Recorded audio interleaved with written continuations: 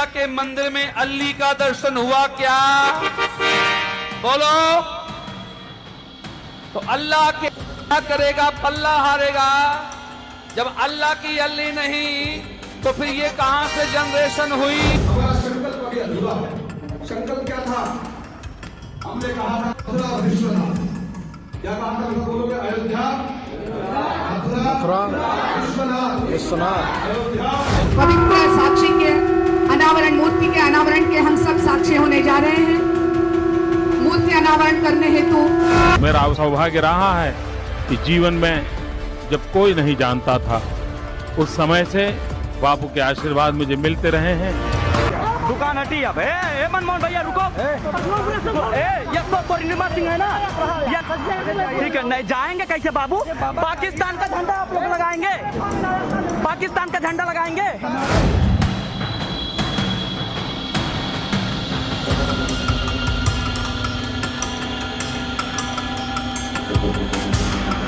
फिर एक माइक की इजाज़त दी थी और परमिशन भी हमारे एक पे ही है।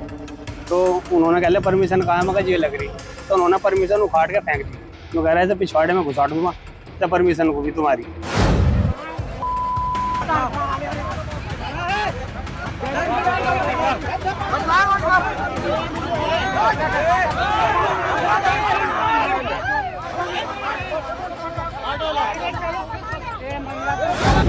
सनातन के शास्त्रों मूल्यों चारों शंकराचार्य और भारत के संविधान के प्रति सच्ची श्रद्धा। नमस्कार, मैं हूं जगत सिंह अवाना और आप देख रहे हैं सरिता टाइम्स।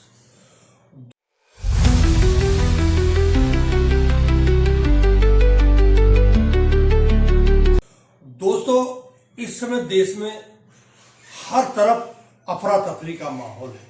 संसद भवन से लेकर आम गलियारों तक, सड़कों से लेकर स्टेडियमों तक, मंदिरों से लेकर मस्जिदों तक, कोई ऐसी जगह नहीं है जहां शांति या शांति की बातें होती हो, जहां का माहौल सुखद लगे कि यहां सुखद है माहौल।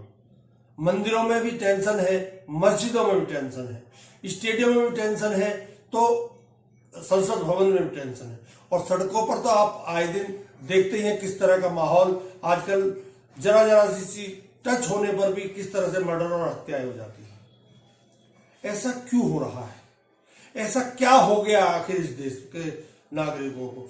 जो देश एक सांस्कृतिक देश है, जिसकी संस्कृति की हर विश्व में बढ़ाई होती है, उस देश में की संस्कृति को आखिर किसकी नजर लग गई? कौन है वो व्यक्ति जिसने आज इस देश को इस मुहाने पर लाकर खड़ा कर दिया कि भागम भाग और अफरा तफरी का माहौल है? आज की खबरें कुछ ऐसी हैं कि जो आपको, मेरा मन नहीं था उन्हें दिखाने का, परंतु जब खबरें हैं तो खबरें तो आपको दिखानी भी पड़ेंगी चाहिए, और खबरें देखनी भी चाहिए आपको, और आपको आकलन करना चाहिए कि अगर यही माहौल रहा, हम आर्थिक रूप से इस समय बहुत कमजोर हो चुके हैं, क्योंकि इस देश की 1% लोगों के पास 60% एसेट्स जा चुके हैं। 91 करोड़ लोग आज सरकार के राशन पर जिंदा है, और बेरोजगारी और भुखमरी का माहौल है, महंगाई का माहौल है। उसके बावजूद इन बातों पर बात नहीं होती। बात होती है हिंदू, मुस्लिम, ईसाई और न जाने किस किस बातों पर। आज मैं आपको 3-4 खबरें दिखाऊंगा। पहली खबर है, कलकत्ता में एक बहुत ही गजब का प्रोग्राम होने वाला था फुटबॉलर मेसी का, परंतु उसमें जो आयोजक थे उनकी कुछ लापरवाहियां और पब्लिक का अचानक इतना आ जाना उस कार्यक्रम में रंग में भंग पड़ गया।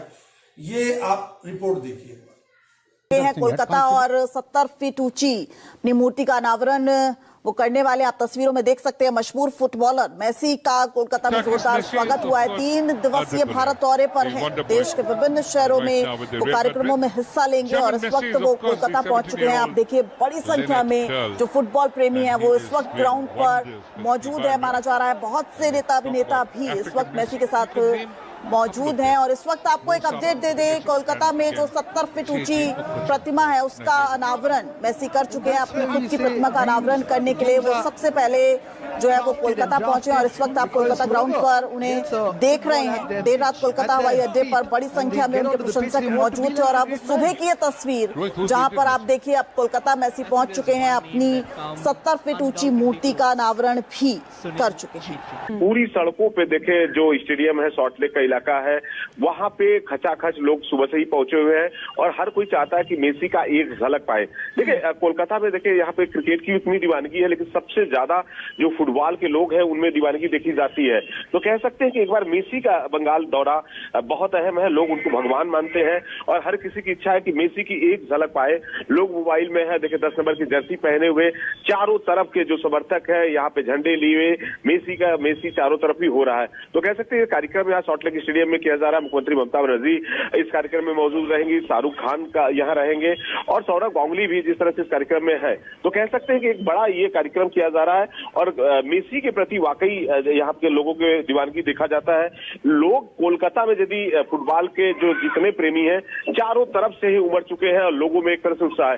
कोलकाता की बात न करें तो पूरे पश्चिम बंगाल से देखे जो समर्थक है, फुटबॉल के जो प्रेमी हैं, सब में एक तरह से उत्साह देखा जा रहा है और लोग स्टेडियम के बाहर ही पहुंच के मेसी मेसी के नारे लगा रहे हैं। और जिस तरह से जिनसे भी बात हो रही है उनका कहना है कि मेसी एक तरह से उनके गुरु है, कोई कह रहा है मेसी भगवान है। तो वाकई कह सकते हैं कि बंगाल में मेसी का जो क्रेज है वो अपने आप में देखते ही बनता है। और ये तस्वीरें उसी से जुड़ी आप तक पहुंचा रहे हैं। दरअसल भारत दौरे पर है, आपको बता दें मेसी, और इस बीच सुबह से ही फैंस के अंदर काफ़ी ज़्यादा क्रेज़ देखने को मिला था। अब ये देखिए किस तरह से यहाँ पर जो फैंस हैं उनका भारी गुस्सा देखने को मिला है। कुर्सियों को तोड़ दिया गया है, बोतलें उनकी तरफ से फेंकी जा रही हैं। अब जो फैंस हैं वो नाराज़ हैं क्योंकि भारी भरकम पैसे देकर टिकट उनकी तरफ से खरीदा गया था मेसी को देखने के लिए, लेकिन जब ऐसा नहीं हो पाया तो किस तरह से देखिए यहाँ पर गुस्सा फैंस का फूटता हुआ नजर आया है। सॉल्ट लेक स्टेडियम की तस्वीरें आपको दिखा रहे हैं। हालांकि देखिए यहाँ पर जो सुरक्षा कर्मी है, जो फोर्सेस थी, उनकी तरफ से फैंस को रोकने की भी कोशिश की जा रही है, समझाने की कोशिश की जा रही है, लेकिन गुस्सा इस कदर है क्योंकि फैंस में बहुत ज़्यादा गुस्सा है क्योंकि दूर दराज से यहाँ पर लाखों की संख्या में स्टेडियम में जो फैंस हैं वो पहुंचे हुए थे और काफ़ी ज़्यादा क्रेज़ जो था वो फैंस में देखने को मिल रहा था। और इसका अंदाज़ा देखिए जब वो एयरपोर्ट पर पहुंचे थे मेसी, उसी से लगाया जा सकता था। और आज भी स्टेडियम के बाहर लंबी लंबी कतारें देखिए फैंस की देखने को मिल रही थी, लेकिन जब उन्हें देखने का मौका मेसी को नहीं मिला तो देखिए किस तरह से स्टेडियम के अंदर भारी हंगामा यहाँ पर फैंस करते हुए नजर आ रहे हैं। बोतलें फेंकी जा रही हैं बाकायदा फैंस की तरफ से, अब कुर्सियों को तोड़ा जा रहा है, कुर्सियों पर चढ़कर भारी हंगामा यहाँ पर देखिए फैंस करते हुए नजर आ रहे हैं। किस तरह से कुर्सियों को एक के बाद एक कुर्सी जो उठाकर फेंकी जा रही है यहाँ पर अब ग्राउंड पर, और सुरक्षा कर्मी देखिए यहाँ पर मौजूद है। और ये गुस्सा है फैंस का क्योंकि आपको बता दें कि काफी भारी भरकम फीस जो थी, जो टिकट पैसे देकर टिकट खरीदा गया था एक झलक पाने के लिए मेसी को, लेकिन जब फैंस ऐसा नहीं कर पाए, वो उनको देखने का मौका नहीं मिला, तब ये गुस्सा यहाँ पर फैंस का देखने को मिला है। मेसी को ठीक से ना देख पाने पर फैंस यहाँ पर भड़कते हुए नजर आए हैं। ये एक्सक्लूसिव तस्वीरें सबसे पहले आपको दिखा रहे हैं लाइव टाइम्स पर। ये देखिए बड़ी संख्या में दूर दूर से यहाँ पर फैंस पहुंचे हुए थे।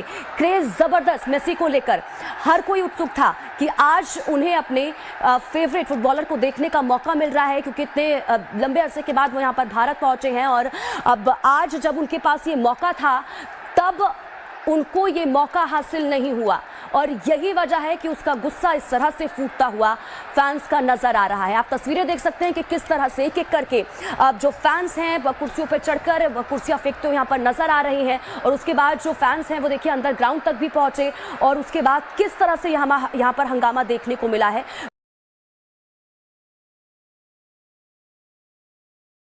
जो आयोजक है उन्होंने परमिशन ली थी, स्टेडियम में प्रोग्राम था, उसमें शाहरुख खान, आपने सुना शाहरुख खान और कई अभिनेता और बड़े बड़े लोग आने वाले थे, क्रिकेटर भी आने वाले थे।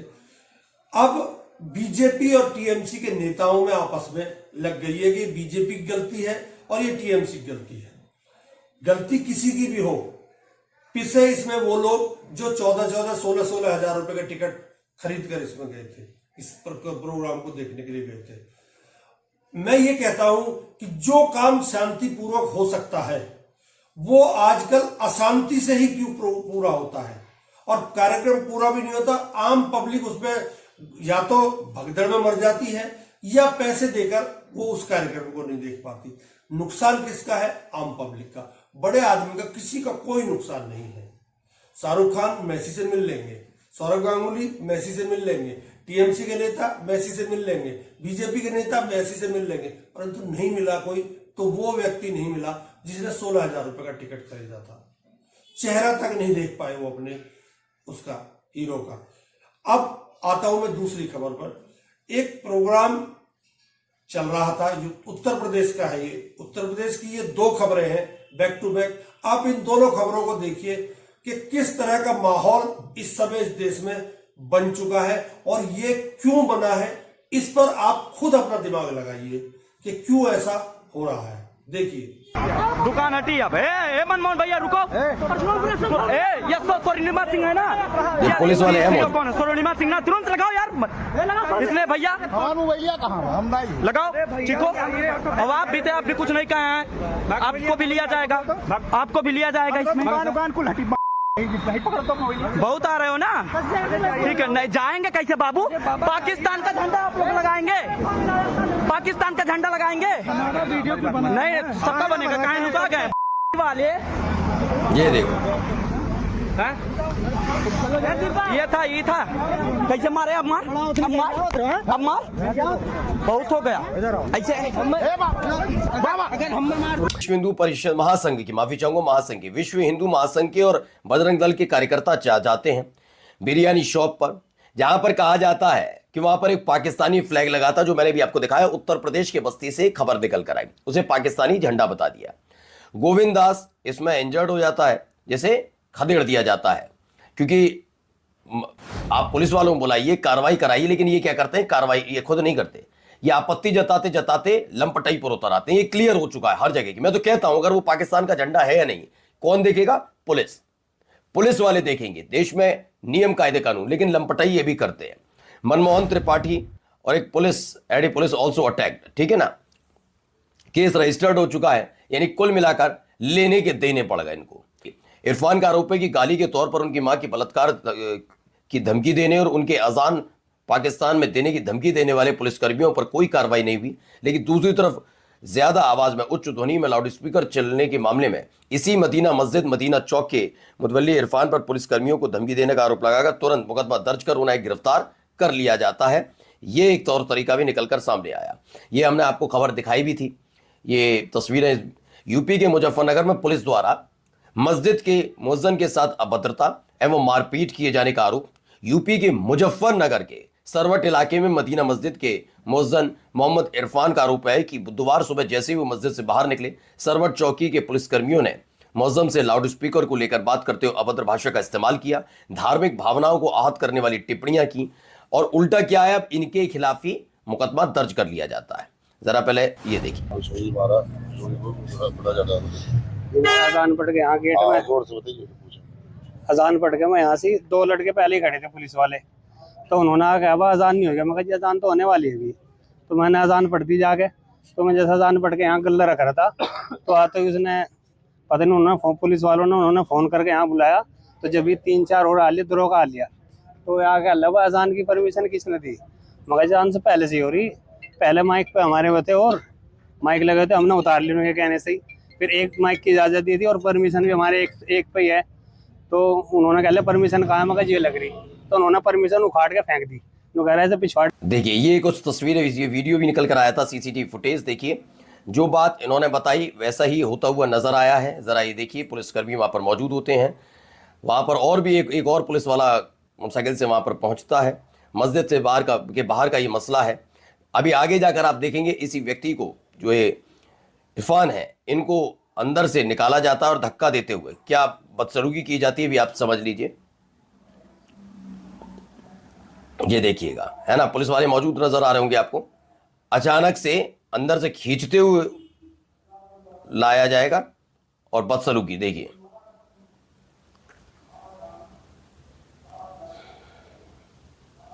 देखिए, धक्का देकर उन्हें खींच के बाहर किया और किस बदसलूकी के, कितनी तमीज के साथ उत्तर प्रदेश की पुलिस इनको लेकर जा रही है। ये तरीका होता है। लेकिन ये दो तरीके की तस्वीर है। पहले इस तस्वीर को देखते चलिए, इसमें क्या लिखा वो बताऊंगा। ये देखिए, जहां तक नजर जाती है लोग ही लोग नजर आते हैं। कितने लोग हैं आप समझ लीजिए, इतनी भारी तादाद में वहां पर लोग जुटते हैं। पश्चिम बंगाल मुर्शिदाबाद में बाबरी मस्जिद 2 निर्माण स्थल पर पहला जुमा पढ़ा गया। जुमे की नमाज में लगभग 7,000 से ज्यादा लोगों ने हिस्सा लिया। जुमे की नमाज के बाद मुसलमानों ने देश में शांति और अमन की दुआ मांगी। जुमे की नमाज के बाद मस्जिद के निर्माण के लिए लगाई गई सभी पेटियों में 1 करोड़ से ज्यादा चंदा आया, जो अपने आप में एक रिकॉर्ड है। इतना चंदा पहुंच रहा है। अब इसको दो तरीके से समझिएगा। पहला, मैं ये कहना चाहूंगा कि इसे हमेशा जहन में रखिएगा कि ये बन रही है मस्जिद, ऐलान किया गया, चंदा आ रहा है, लोग जुट रहे हैं, ठीक है। बीजेपी को दिक्कत हो रही है इससे, लेकिन बीजेपी के सहयोगी कहते हैं बाबरी मस्जिद बनाने का अधिकार उन लोगों को है।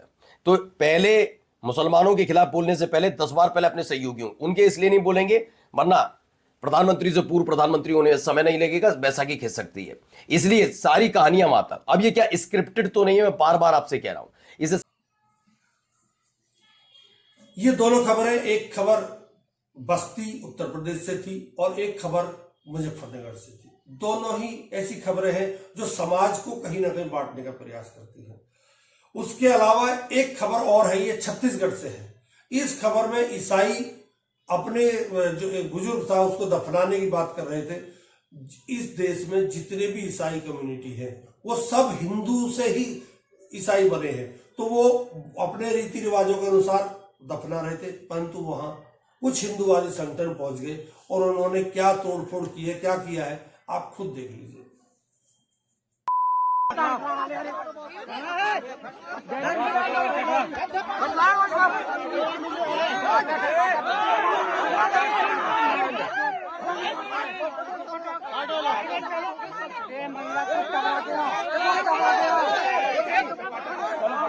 समाज से आप बाहर क्यों हो, एक जानकारी आपको होना चाहिए। रीति रिवाज में चलते नहीं हो या मानते नहीं हो तो बाहर क्यों होंगे? हम लोग समाज के जो नियम है हिंदू वाला वो नहीं मानते, क्योंकि हम मसीह में हैं, इसलिए अलग तो आप में मसीह वाले जगह में, मसीह वाले जगह में जाओ, यहाँ मत दफनाओ ना, मसीह वाले जगह में दफनाओ। ऐसा क्यों? भाई हमारे भाई आप लोग होते कौन हो हमारे गाँव में हमसे बहस करने वाले? आपको आपके गांव से ही सूचना मिला है। कौन दिया है बताओ, कौन दिया है मेरे को बताओ।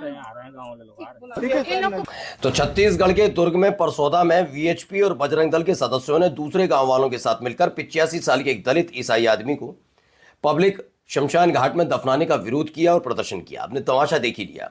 जब दोनों पक्ष पीछे हटने को तैयार नहीं हुए तो तनाव बढ़ गया। स्थिति को कंट्रोल करने के लिए पुलिस को दखल देना पड़ा। बाद में अधिकारियों ने परिवार को पब्लिक की शमशान घाट के बजाय अपनी निजी जमीन पर शव को दफनाने का निर्देश दे दिया। और साथ सेना बना रहे हैं।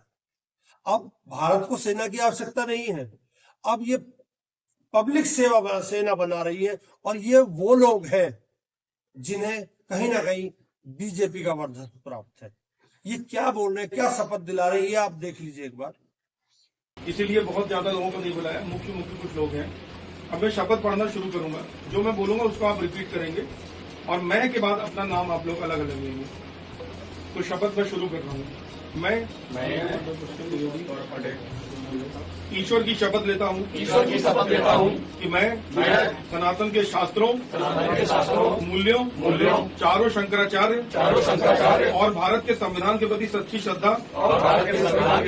श्रद्धा और निष्ठा रखूंगा।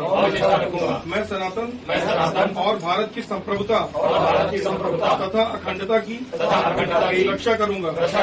बस अब आप अंदाजा लगाइए, अब एक और सेना बनकर तैयार हो गई है। इनका अलग काम शुरू होगा। वो बात अलग है, जिस सनातन की बात कर रहे हैं उस सनातन के बारे में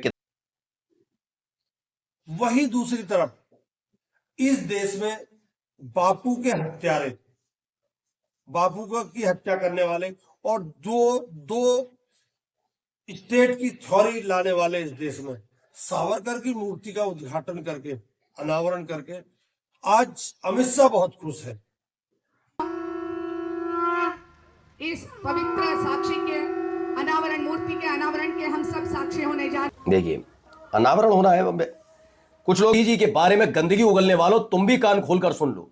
तुमको अगर उस पीढ़ी में लगा खड़ा कर दिया ना, उसी दौर में पेंट गीली हो जाएगी जो गांधी जी के नाम पर नफरत परोसते हैं। सुन लेना। क्या पता था तुम लोगों को कि क्या महात्मा गांधी, चंद्रशेखर आजाद, भगत सिंह, इन सब में कैसे संबंध थे? सुभाष चंद्र बोस क्या था? लेकिन उनमें उतना के माध्यम से देश भर के 16 साल की कम आयु वाले बच्चों के अभिभावकों को, इनके माता पिता को एक अपील करना चाहता हूं। एक बार इस सेल्युलर जेल में जिस काल कोठरी में सावरकर जी का निवास था, जिसके ठीक सामने लोगों को फांसी पर चढ़ाने का आप बता रहे हैं, लेकिन जरा ये बताएंगे गांधी जी का नाम बदलने की जो योजना चल रही थी, गांधी जी का नाम बदलने का क्या मसला था? जरा देखिए, ये पुराना इनका बयान सुनिए। जब आपना चरणों में नतमस्तक થઈને કહું છું કે આપના આશીર્વાદમાં સામર્થ્ય છે, આપની પ્રેરણામાં સામર્થ્ય છે। मेरा सौभाग्य रहा है। अब ये मेरा एक पुराना बड़ा बयान क्यों इनका वायरल हो रहा है, जरा मैं बता देता हूं। जो मनरेगा की स्कीम है, जिसमें महात्मा गांधी जो है महात्मा गांधी को नरेट करता है, ठीक है, नेशनल रोजगार का ये पूरा बना था, ये बनाया था यूपीए सरकार लाई थी, बाद में इसकी खिल्ली भी इन्हीं भाई साहब ने उड़ाई थी संसद के अंदर। मनरेगा को लेकर इन्होंने अब चेंज कर दिया। ऐसे पूज्य बापू, मैं ये नहीं कहता कि इस देश में अनावरण नहीं होना चाहिए, मैं ये भी नहीं कहता किसी की धार्मिक भावनाओं के साथ खिलवाड़ नहीं होना चाहिए, परंतु आप ये अंदाजा लगाइए, अगर यही काम होता रहा, उन ऐसे नायकों जो माफी मांगकर और अंग्रेजों से बचते रहे, उन्हें अगर नायक बनाया जाएगा तो फिर इस देश के नायकों का क्या होगा? अगर हिंदू मुसलमान करके ही चुनाव जीता जाएगा तो ये कितने दिन चल जाएगा? कितने दिन मुसलमान, क्या ये मुसलमान यहां से छोड़ के भाग जाएंगे? क्या हिंदू मुसलमान बहुल क्षेत्रों से भाग जाएंगे? सोचने वाली बात है। आप भी सोचिए, हम भी सोचते हैं। नमस्कार, बहुत बहुत धन्यवाद।